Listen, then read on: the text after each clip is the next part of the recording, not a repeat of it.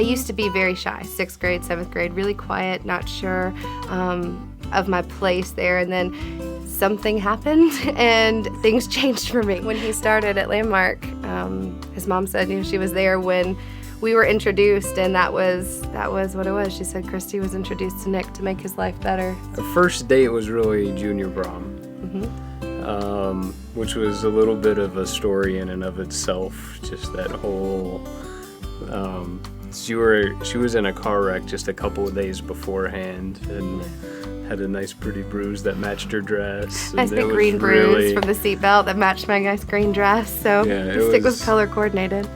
I felt so bad for him taking me to prom because I was so sore and I'm walking like an old lady. And so, going up and down stairs, I'd wrecked my knee, and just he was, taking this cripple to prom. And every time he put his foot on the brake when we were driving, I was freaking out and just like, it's okay. And he's like, it's okay, it's all right. So he took really good care of me. I think that's my 1985 Nissan Sentra with Tasmanian devil stickers on it. And so we had just sort of started on that path, and his dad got transferred to a job back to Illinois, and it was time to go different directions. And so close.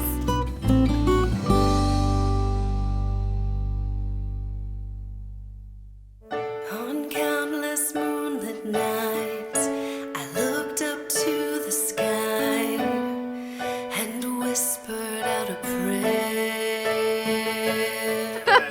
So the second time lasted a bit longer. It was through college. So when I went to college in Terre Haute, at Rose-Hulman, I was like halfway between Chicago and Atlanta. Not quite, almost. So it was a little easier. Still, long distance. It was like a 7-hour drive for us, because I was at Barry, so a couple hours north of Atlanta, so it sort of brought us a little closer together, but still, it's a long way, especially when you don't have free cell phone minutes, and long distance you still had to pay for back in the dark ages. That little battle card you had to use. We dated for 5 years, all through college and a little bit after, until the second little turn came along and we went different ways again. So after the couple of years where, we didn't have any contact at all. 6 years? 6 years. No nothing. contact at all. Facebook suggested we be friends. I thought it was really funny. I laughed out loud a little bit. I was like, that's funny, Facebook. I think we should be friends too. And we started talking on email and text. We didn't even talk to each other for a full year. Person or by voice for a year.